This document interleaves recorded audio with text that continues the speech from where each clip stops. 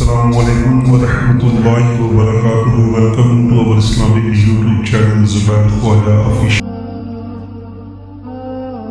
یہاں کامیابی کا اعلیٰ معیار نہیں بیان کیا جا رہا بلکہ اس کا کم سے کم معیار بیان کیا جا رہا. میں ذرا توجہ دلاؤں گا اس بات کی طرف. سطحی طور پر ذرا ہو سکتا ہے کہ اس میں کوئی مغالطہ پیش آ جائے. تقابل کیجئے ذرا. ایک سورۃ العصر ہے والعصر ان الانسان لفی خسر الا الذین آمنوا وعملوا الصالحات وتواصوا بالحق وتواصوا بالصبر. ایک سورۃ التین ہے والتین والزیتون وطور سینین وہذا البلد الامین لقد خلقنا الانسان فی احسن تقویم ثم رددناہ اسفل سافلین الا الذین آمنوا وعملوا الصالحات فلہم اجر غیر ممنون. اب ان کا تقابل کیجیے. سورۃ العصر یہ بتا رہی ہے کہ سب لوگ تباہی میں ہیں سوائے ان کے جو 4 شرطیں پوری کریں. سورۃ التین میں اول تو صرف 2 شرطیں بیان ہوئی، 2 بیان نہیں ہوئی. کام ہلکا ہو گیا نا، آسان ہو گیا. یہاں 4 ہیں: ایمان، عمل صالح، تواصی بالحق، تواصی بالصبر. وہاں ہے ایمان اور عمل صالح صرف. نمبر 2 یہ کہ وہاں فرمایا گیا فَلَهُمْ أَجْرٌ غَيْرُ مَمْنُونَ، ان کے لیے تو بہت بڑا اجر ہے جس کا سلسلہ کبھی منقطع نہیں ہوگا.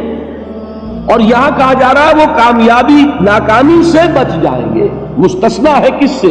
ان الانسان لفی خسر. یہ بالکل ایسے ہی ہے جیسے کہ کسی کو آپ بچے کو، طالب علم کو کہیں محنت کرو، کوشش کرو، فرسٹ ڈویژن میں پاس ہو جاؤ گے، اور کسی سے آپ یہ کہیں کہ محنت کرو، کوشش کرو ورنہ فیل ہو جاؤ گے.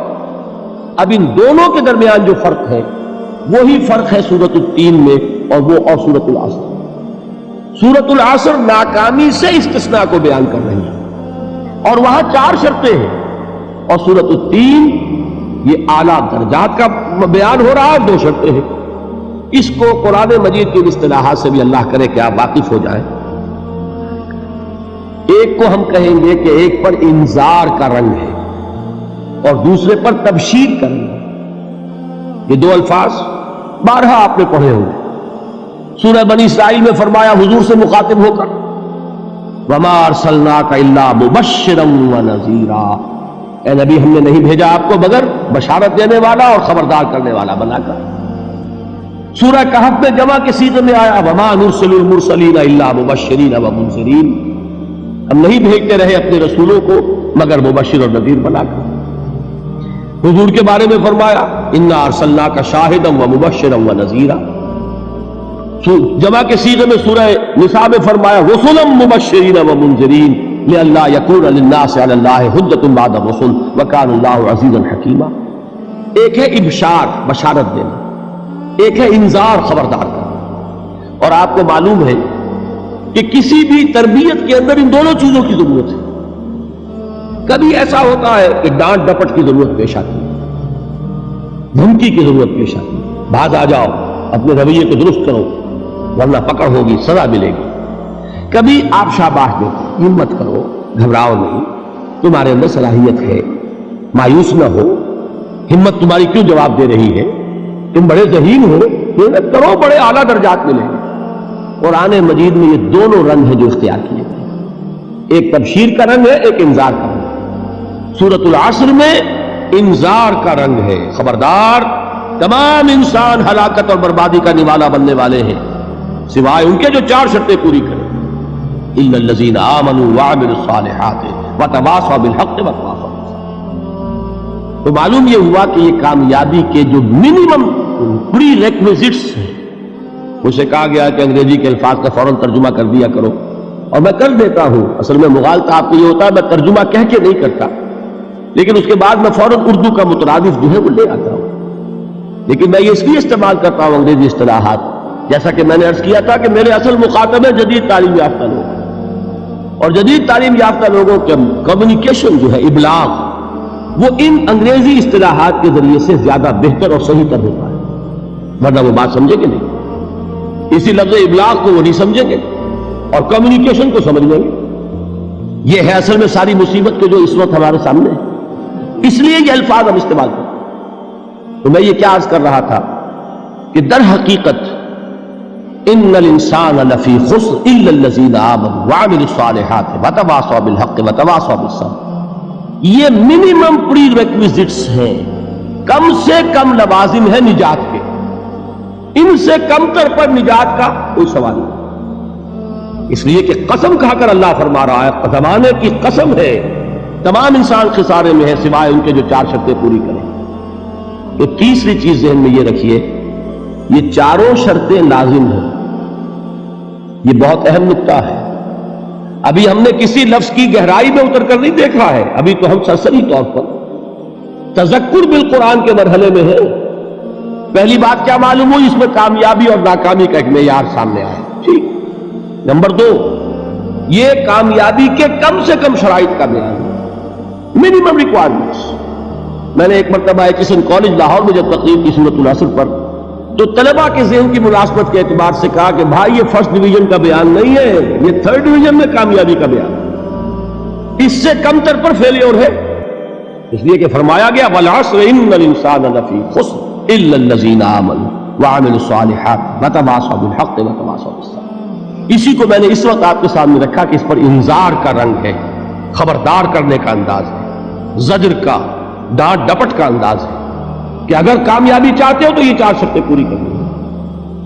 अब तीसरी बात जो अर्ज कर रहा हूं, ये अहम तरीन है कि ये चारों शर्तें लाजिम हैं।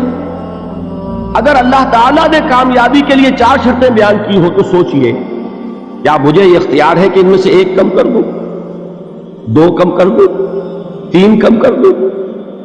किसको इख्तियार है?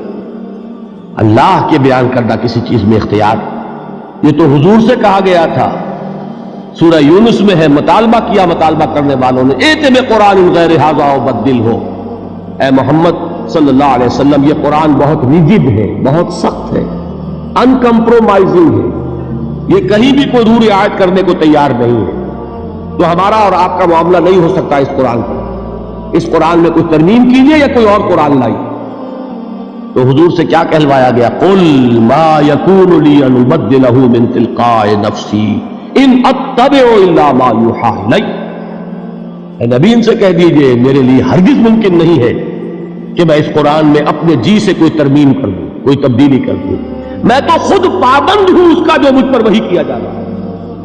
सबसे पहले मैं खुद उस पर अमल करने वाला हूं, मैं खुद उसका पाबंद हूं। तो गौर कीजिए, कुरान बयान कर रहा है कि 4 शर्तें हैं निजात की, और आपके दिल में यह बात बिठा दी गई है कि सिर्फ कलमा गो होना निजात के लिए काफी है, सिर्फ ईमान से निजात हो जाएगी। ये बात जो है ज़हन में रखिए, एक निजात वो है जो हजार बरस तक जहन्नम में कोयला बनने के बाद निजात हो। मैं उस निजात की बात नहीं कर रहा, वो निजात तो मिलेगी यकीनन। जिस शख्स के दिल में राई के दाने के बराबर भी ईमान होगा, वो अपने आमाल की, अपने करतूतों की सदा भुगत कर बिल आखिर जन्नत के अंदर दाखिल किया जाएगा, जहन्नम से निकाला जाएगा। और निकाला जाएगा तो उस वक्त हाल क्या होगा, जैसे जला हुआ कोयला, उसके सिवा कुछ नहीं। हदीस में इसकी शरह आई। लेकिन ये निजात नहीं, निजात वो कि जो अल्लाह ताला मैदान हश्र ही में हमारी मग़फ़िरत का ऐलान फरमाए, अल्लाह ताला अव्वल महले में हमें जन्नत में दाखिल फरमाए। उस निजात की बात कर रहा हूं। वो निजात जान लीजिए महज कलमा गो होने की बदौलत नहीं मिलेगी। उस निजात के लिए शर्त अव्वल ईमान, शर्त 2 अमल सालेह, शर्त सालिस तवासी बिल हक़, और चौथी शर्त तवासी बिस सब्र। ये कुरान का बयान है, ये किसी इंसान का कलाम नहीं है कि उसमें तरमीम की जा सके।